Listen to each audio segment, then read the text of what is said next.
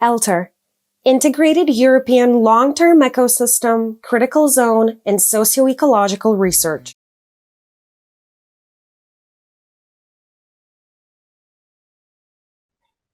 Great, and hello everybody. My name is Blaise Denfeld. I'm the SPF coordinator for those of you that I don't know. And welcome to the eLTER SPF webinar today. So we'll be talking about FAIR principles and the I and R, so the interoperability and reusability of data. And to start off, we just wanted to say for this fall, we hope to have a data-focused theme for the webinar. So we try to have a webinar at least every month or so during the fall term.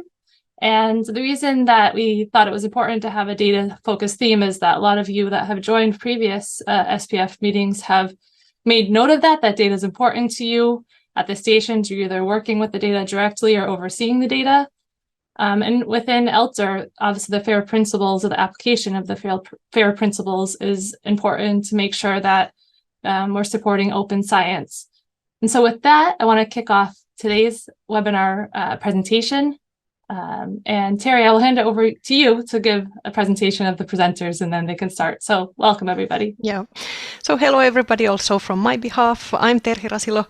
I'm supporting Blaise for coordinating the SPF activities, and our today's speakers are Hanna Koivula from CSC, IT Center for Science, and she's working as a senior research data management specialist. And her work is focusing on the semantic interoperability of natural environmental data. And then the second part of today's webinar will be given by Pasi Kolari from University of Helsinki. He's working as a general data manager at INAR, at Institute for Atmospheric and Earth System Research, and he has been also involved in some eLTER development issues. And we'll have first Hanna's presentations and then some time for questions, and then we continue with Pasi's presentations. Please, Hanna.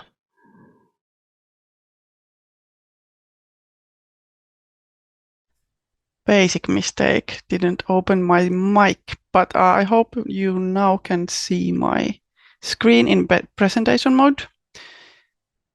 And so the topic for me today was interoperability. And as Terhi mentioned, I work especially with interoperability issues on natural environmental data. So this is very much what I do on a daily basis for CSC. But when we talk about FAIR principles, I like to start in defining what actually is research data in this context. So you can collect research data in many different ways, no matter if it's only, so to say, natural environment data. It can be collected from workshops or surveys as observations with the evidence of the phenomena being what it is, or as it is observed. It can be big data from social media, for example. It can come from laboratory workflows, sensors, museums, archives, etc. To name a few, there are more.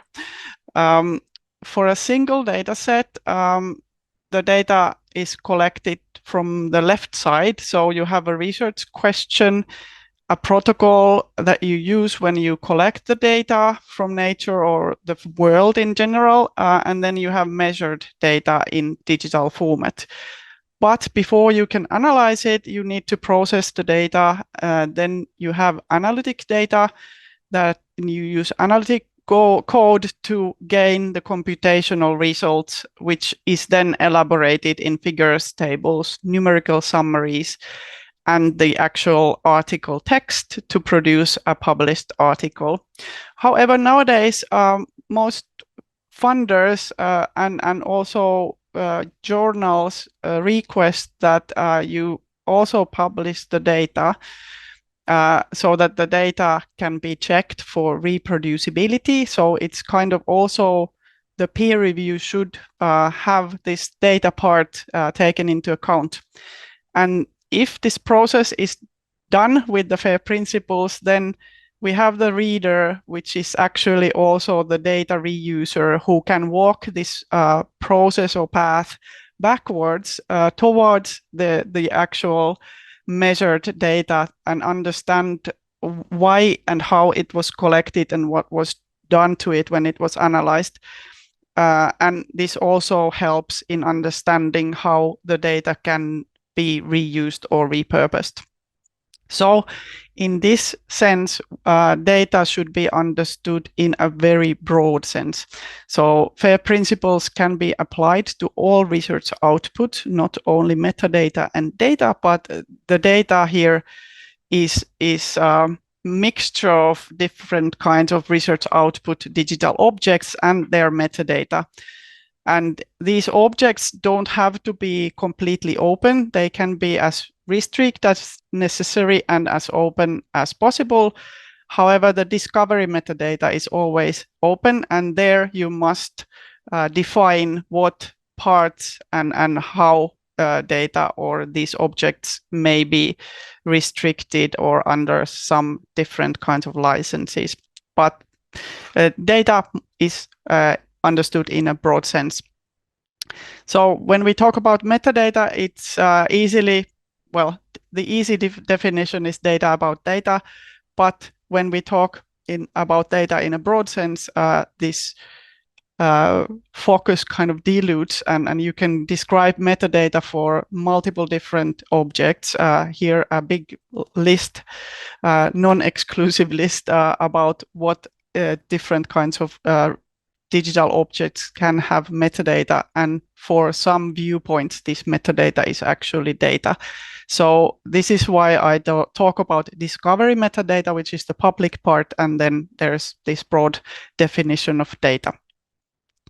Then I get to the actual interoperability part, and most likely, most people often think it's technical interoperability, because we all have this experience of obsolete file formats that can't be opened with newer software or even those storage equipment where you don't have any means to open them in as physical objects anymore. So this is technical interoperability. It's infrastructure, services, and technologies.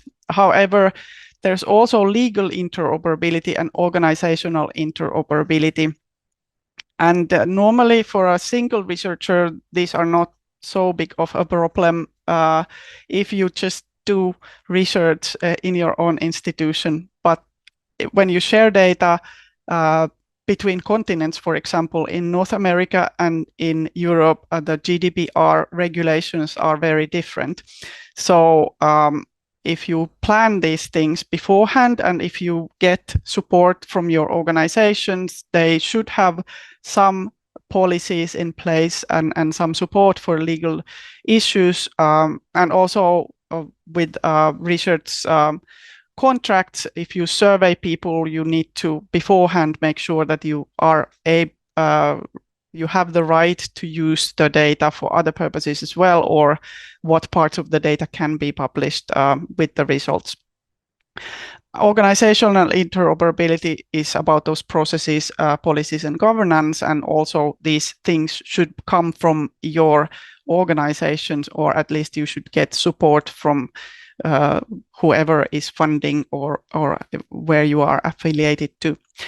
But semantic interoperability is the thing that a researcher is interested in. So it's about the content of your data. It's about community standards, metadata, and ontologies, and interpretation of the meaning and structure. So semantic means that you can combine your data in a way that those variables are understood also by machines in a similar way. And this is something that is very you should take into account beforehand. If you just describe those variables that you are measuring from your head and do not take into account that some people may not understand what you mean by it, or not to mention machines, then you may be able to produce a research paper, but you can't combine your data with huge effort afterwards. However, FAIR is a journey. You have to start from somewhere, and the lightest way of starting is having persistent identifiers for people, for researcher. It's recommended that every researcher should have this ORCID ID so that it is possible to start connecting data sets and research papers with the researcher, and then these other PIDs are in the metadata, like DOIs for publications and also nowadays data publications, or they can have some other kinds of PIDs, persistent identifiers like URNs. And this, if you have identifiers and metadata, you have already started to become FAIR. However, the more you describe also the elements in your data and assign them with identifiers or refer to outside resources that can give those data elements identifiers, then the more easy it will be to start creating knowledge graphs and start automating this so that data doesn't have to be manually processed to combine it with other similar data sets. So interoperable data means they can be integrated with other data applications and workflows. FAIR requires data to be understandable to humans, but also to machines. So this is why it's machine actionable. So machines need to get instructions that they can act upon. And in this way, semantic interoperability is quite actually complicated, difficult thing to make machines able to interpret the meaning. So this semantic interoperability or data level interoperability is achieved by using common metadata and data standards, and then harmonizing the data by using semantic artifacts. And semantic artifacts is a term combining several different kinds of vocabularies. They can be controlled vocabularies or thesauri or ontologies. I will come to that later. Likewise, then technical interoperability is achieved by creating automated workflows using standards and APIs for data transfer. So as a rule of thumb, standards define the structure of data and semantic artifacts the meaning for machines. Community standards are research community created standards as a kind of to differentiate from technical commercial standards, which we all know, which are about the plugins and sockets, but and more precise things. But community standards are created to exchange research data between data sources. They are needed for making data available in understandable FAIR formats, and then semantic artifacts can be used with these standards or these community standards to express the data quality as rich as possible. If you feed data through an interface, user interface to a database, usually the user interface takes care of these things. They already give you a choice of words that you can use in certain column, or they structure the data into the database so that you don't have to worry about the structures of vocabularies as long as you understand how to use the interface. But mostly when data is collected, it's made digital in an Excel sheet. And then it's good to know beforehand which fields have mandatory formats in a data set so that you can later on more easily feed it into a database. So this saves a lot of energy if it's planned beforehand. This is an example of Darwin Core, which is a data level standard used for exchanging biodiversity data used by GBIF, Global Biodiversity Information Facility. And in the Darwin Core community standard, there are kind of classes or elements, or extensions, which are used to describe different data types or parts of the data set. And this measurement of fact is a good example of how you can express almost anything that you have measured from the environment with the biodiversity data. So biodiversity data would be the species composition that you have sampled with some methods, but most normally then also environment variables are measured at the same time to understand the interactions between species and their environment. So here in the comments field, you can see that this measurement of fact resource can be described or can,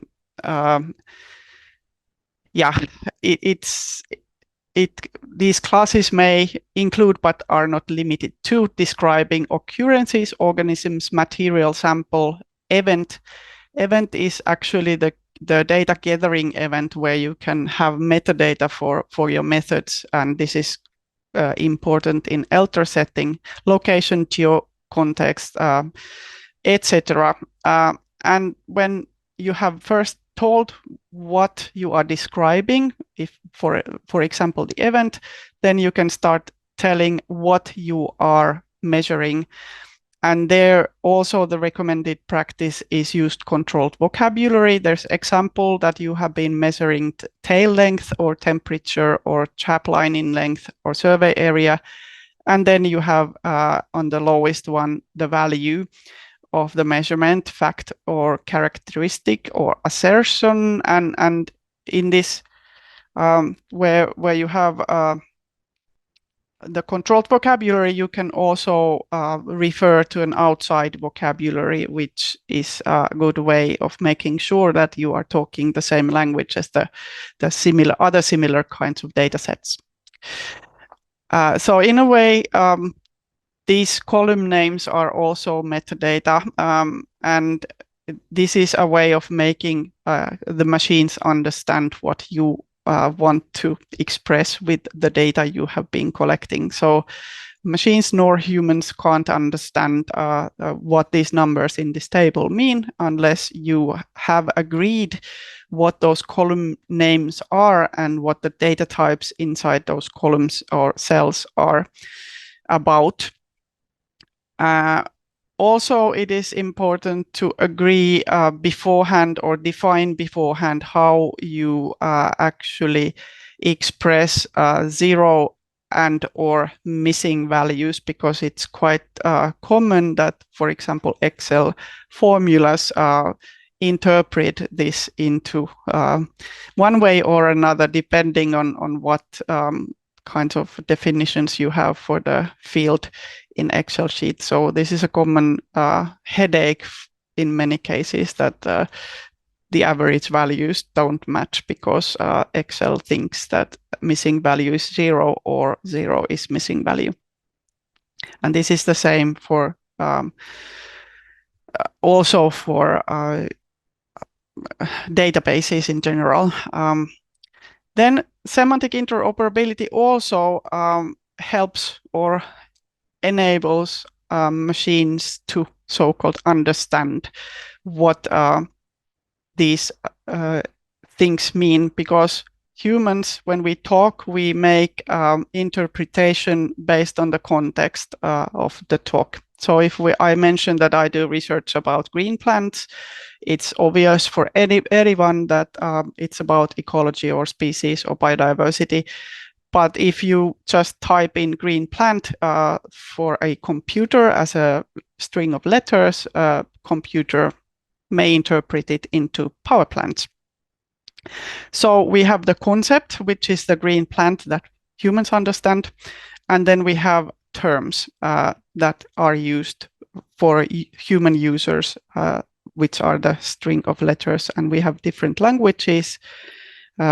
and different kinds of labels. So there are concepts and terms. Concept would be the anemone nemorosa, wood anemone, valkovuokko, viitsippa, the thing we are describing, and then we have the label, the term, which are scientific term in English, Finnish, and Swedish. But when we give this concept, not the term, but the concept, an identifier, then it's possible for machines to actually understand and connect these different terms to the right concept. And then this also enables kind of modeling with these concepts, so we can have higher level terms, anemone genus, and it has its own identifier and then own terms. And this kind of modeling is called ontology model, and it's a way of making machines understand. So this is to explain the semantic artifact concept is a machine actionable model such as controlled vocabulary or ontology which make terms understandable also for machines.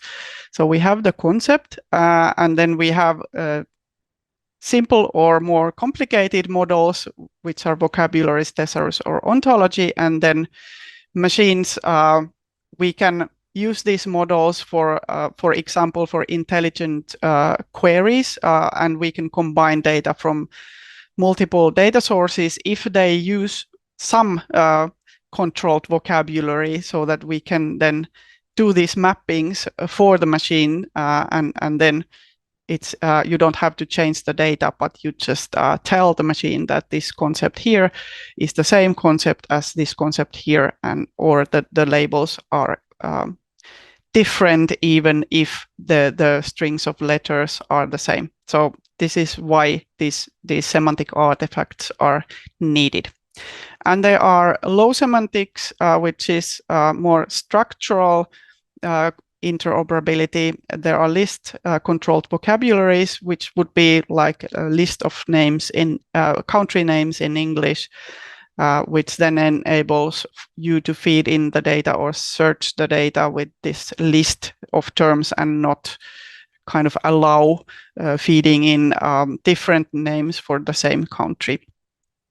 Then there's hierarchies and taxonomies, which allow kind of creating groups and combining these third hierarchy levels with the higher hierarchy levels, and this is also structural interoperability. Thesaurus is already semantic interoperability. It gives possibility to have synonyms, and some relations can be modeled already, and there can be identifiers for the concept. And then the highest and most complicated level is ontologies, where relations between concepts are modeled, and these relations have qualities in them, and this allows amazing level of automation, but this is very, very laborious. So if you use ontologies, it's a good idea to see who creates and maintains these ontologies. They are more prominent in medicine and bioinformatics or the molecular informatics. They have places where or networks where they maintain these ontologies.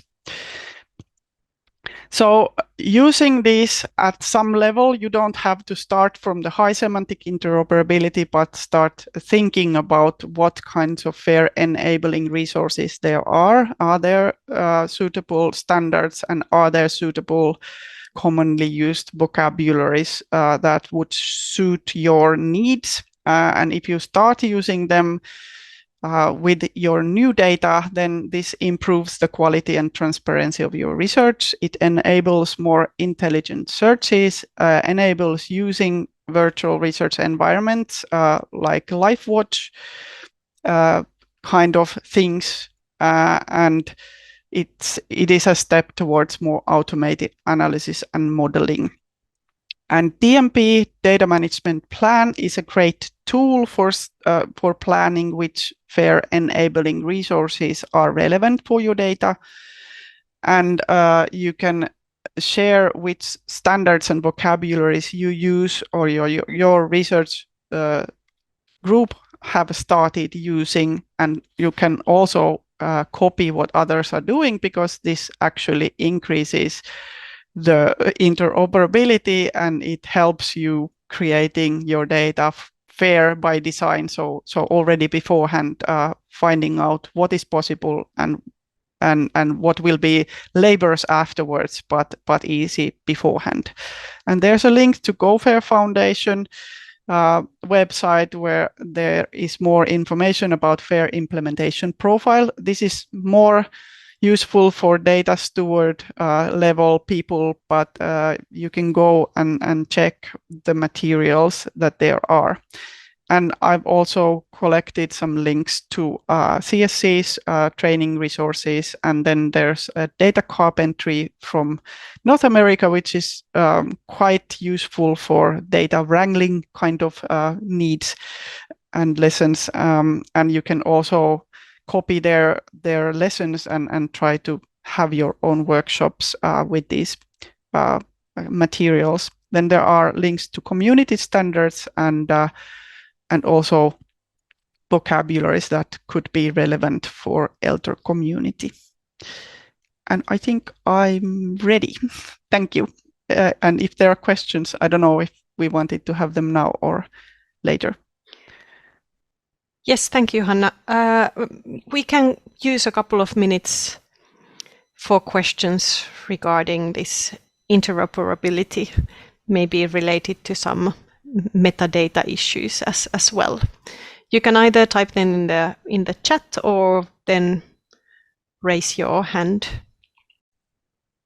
Hey, good afternoon. So I guess you now see my PowerPoint presentation on the full screen, hopefully.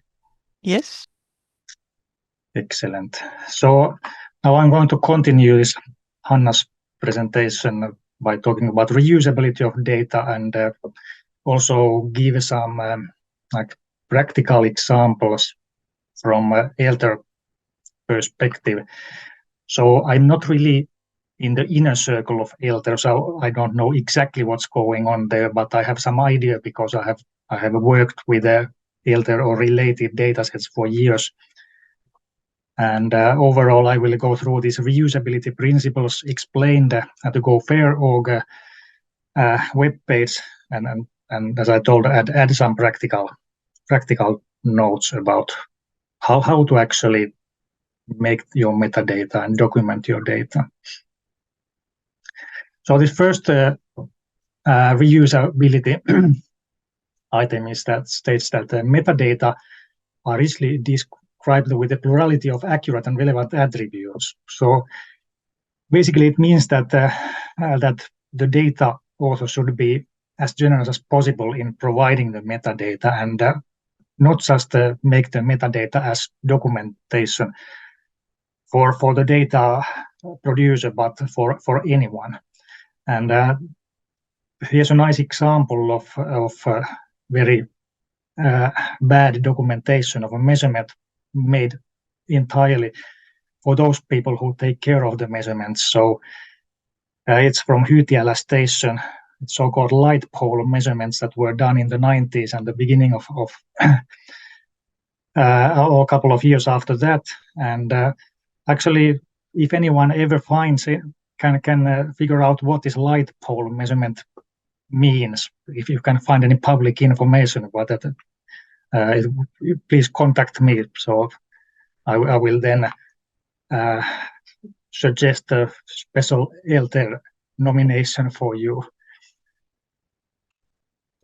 And then naturally, besides documenting the data for anyone, you should document the data following some kind of a domain relevant standards, so that even if you are aiming at documenting the data for anyone, you should follow some standards. So you should use a metadata standard that kind of describes how your documentation is set up and structured, and how different attributes of the metadata, like dates or names or locations, data acquisition methods or terms of use, how they are represented in the metadata. And all these make a hierarchical information structure, which should be machine readable, as Hanna stated, but this requirement of machine readability is not really not trivial thing when it comes to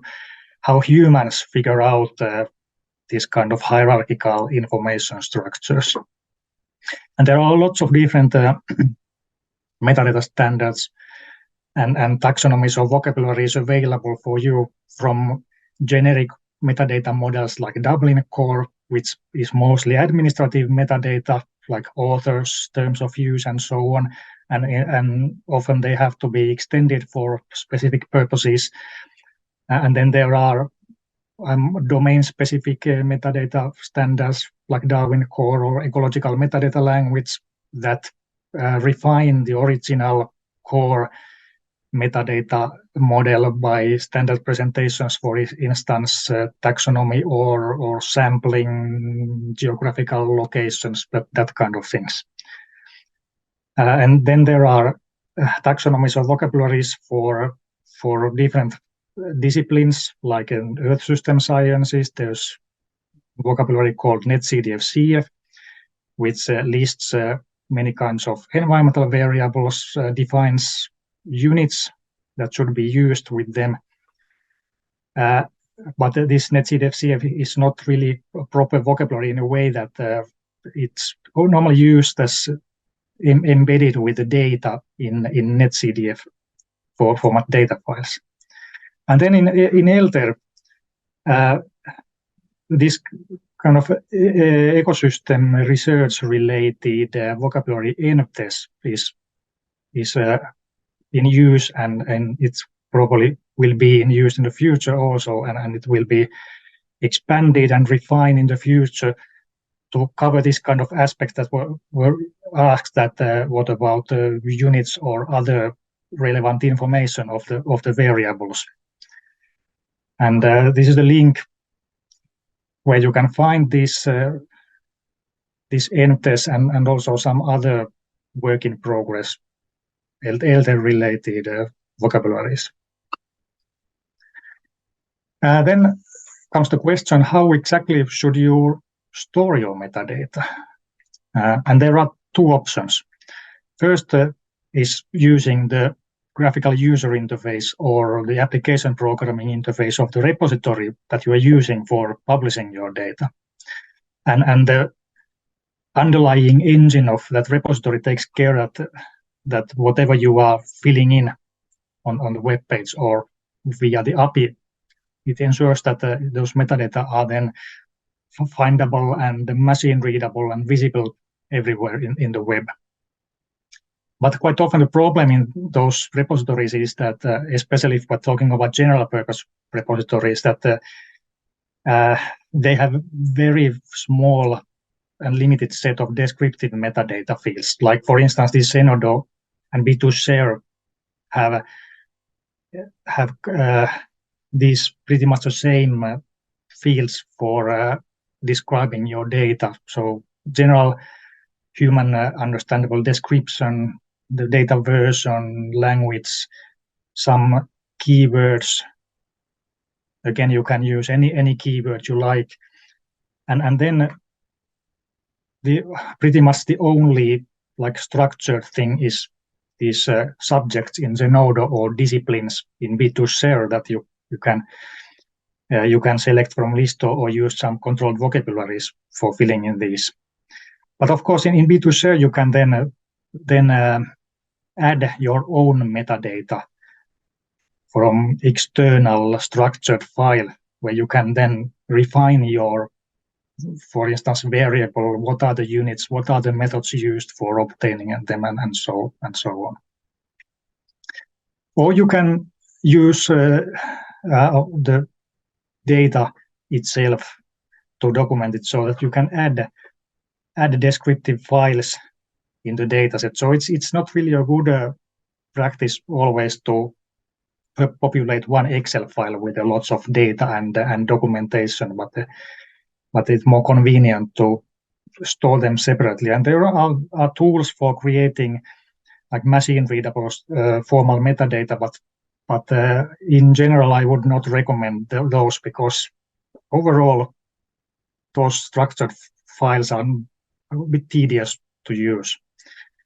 So that it's easier to create like tables, spreadsheets. Then you can write free-form descriptions, text or PDF. And then luckily, eLTER comes here with helping hand, because it provides a template that you can use for storing the data and describing the data also. And I will show that to you a bit later. And this is an example of how like external metadata file could look like, or it could be a metadata file also embedded in or saved with the data in the repository. So it follows the structured science and schema.org dataset metadata standard in JSON LD format. And when you take a look at these fields, what is first defined is the context. So what exactly this metadata is about. Then the type of the object that the metadata is describing. So it's a dataset. So it could be also something else like a book or a physical artifact. Then it has fields for spatial coverage, so where the data were collected, and it has to be presented in a certain format. Then there's a terms of use or license as a URL. So this is the typical way of expressing things in this metadata, that you are referring to things via their like persistent links or identifiers or some vocabulary entries instead of free-form descriptions. And finally, the measured variables are listed in a way that they are first given just a common name.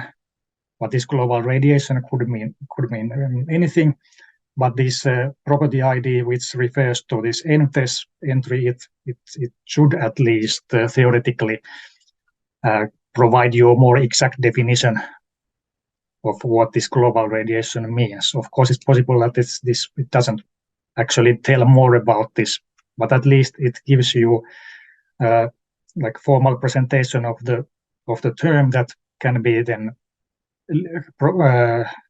linked to other definitions of global radiation elsewhere, maybe, or so. So this eLTER data and metadata templates, it's published in Zenodo a couple of years ago already, and it involves Excel spreadsheet that has multiple tabs, or you can span the data and metadata into multiple CSV files. And a nice thing in this template is that it's scalable. You can define your own terms that are valid only inside your data. So you don't have to think about how to express what is the structure that you should use when you are extending a metadata model. You just fill in Excel template. So it's much easier to use, especially for an average scientist, than a kind of hierarchical information structure, which in my opinion is not really a natural way of thinking for most people. And this is an example of, this is based on actual data that I have actually made under eLTER Plus a couple of years ago, but I just condensed the data a little bit. So the first tab on the spreadsheets, it contains the data, and you can see here station code, which refers to the place where the measurements were done. So then you can refine the position by adding some coordinates or distance from this station. Then you give the variable, this layer concerning forests, means trees, species, and then timestamps. You can either aggregate your observations yearly, monthly, daily, or you can give it any time. And then, of course, the unit value of the observation is given, and you can give the unit, or you can define the unit elsewhere. As here the units are defined in this method tab. But if we go back to this station code, so the station code is something that you don't have to define the location of the observation with each observation, but you create a station code that you link to this eLTER site code in DIMES, and define what kind of station, virtual station that is. So this is an area of 10 hectares. These are the coordinates, this altitude from the sea level. And now you know that all these, when you have the station code, you know that what are the properties of that location. And then you can define your variables, like I have defined variable biomass as above ground biomass. Well, I was a little bit busy when making these, so these descriptions should be a little bit more thorough, but never mind, this gives you the idea. And besides, if there are like some vocabularies for these terms, you can refer to those instead of writing your own definition. But it's an easy way to kind of extend the underlying metadata model. And you can further extend this metadata model by defining method and unit for each variable. So this biomass is measured, determined by allometric equations from inventory data, and it's a certain unit, and so on. So this is quite handy and easy to use once you get the idea.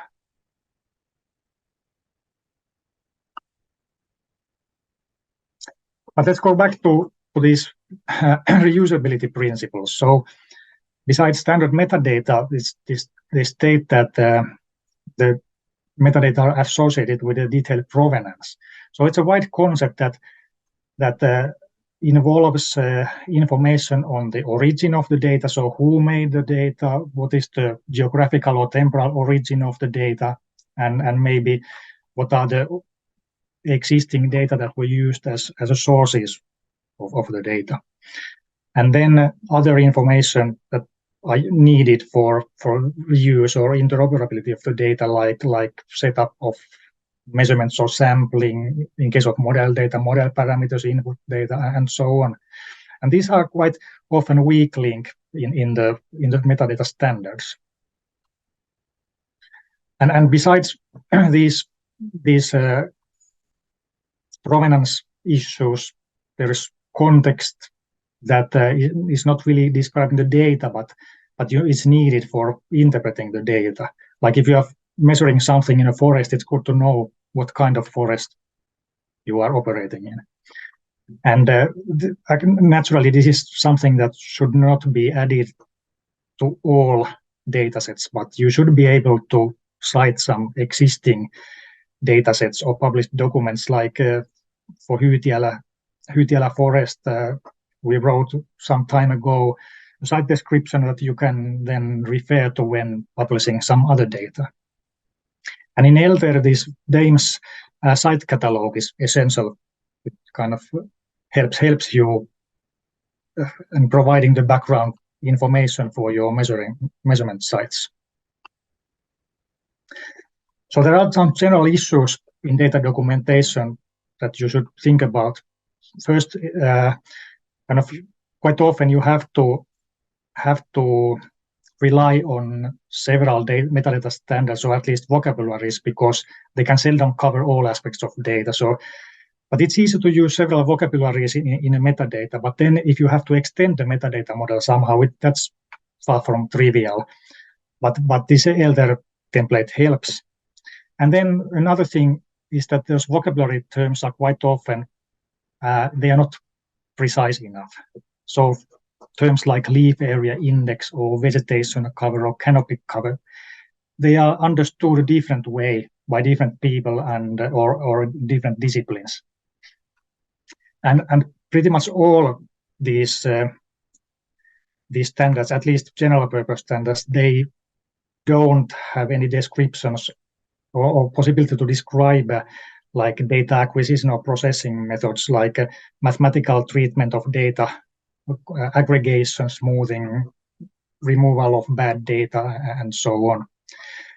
In those cases, you can sometimes refer to some journal articles, but in many cases, I think it's most convenient to just share the processing codes with the data instead of trying to document everything, especially document everything using a formal metadata model. And I think this is something that will be then, or should be characterized centrally for eLTER standard observations. I'm not sure what exactly is going on there, but I hope that this will be addressed at some point.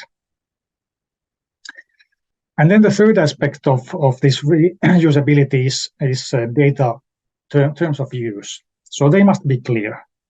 And you should use like a license that is legally sound and clear, not instead of trying to figure out or write your own terms of use. Like these Creative Commons licenses are widely used, or these MIT licenses for software, and they have different options that depend on how much you want to restrict the data use, or if you want to limit commercial use of the data, and so on. And this Creative Commons attribution is the most widely used license, I think, which is also close to this fair scientific use of data. And if you want to give up all your rights, then you can state that it's Creative Commons 0, so it's a public domain and anyone can use it without thinking about any terms of use. And then quite often I'm seeing in datasets some requirements for like personal contact or inviting the data users as co-authors if using the data in scientific articles and so on. But I think this kind of things should be considered more like a way to encourage data users to contact the data providers instead of trying to force data users to always include you as a co-author or so on. So this below is an example of our data license for SMEA, continuous SMEA data. So besides this Creative Commons attribution license, there's a text that data users should contact the data providers if the data are essential for scientific results. But as I told, it should be considered more as a way to encourage people to contact you. And besides these kind of legal issues, there are issues in data licensing that if you have a strict license that requires someone to contact you personally when they to access the data, this can become very tedious after several years because the data creators may work elsewhere, or they have maybe retired or even dead. So we have a group email contact for our SMEA data. So this is one possibility. And then also, I think the changing the terms of use afterwards can be difficult because like if you think about your host institute that should own your data sets, so they, in theory, they are able to then kind of change afterwards the terms of use, but in practice, I guess they won't do it. It just takes too much time, and maybe they are not even aware that all your data sets. So I think the best terms of use are fully open data from the beginning, and if there's reason to restrict the data use, then set a predefined embargo that expires after 2-3 years, and then it's free. Everything else can become a mess in the long term. So my final words are that rich metadata improves the reusability of the data. So this is self-evident. And when you're thinking about publishing platform, when you are thinking about this data curation of your project, you should already from the beginning think about where the data will be published and what are the requirements of that platform when it comes to metadata, what are the community standards, and so on. And you should document as much as possible. Don't just cite some scientific journal article, but try to find what kind of chances there are to misinterpret your data and act accordingly. And there are different ways you can use standards. You can extend those standards, especially if you're using eLTER template. You can add free-form descriptions, whatever.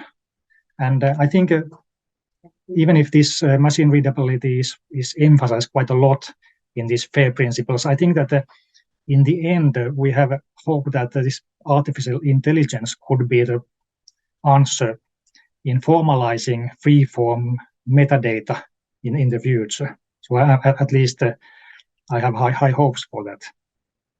And finally, the terms of use should be set with long-term use in mind, so data should essentially be as open as possible.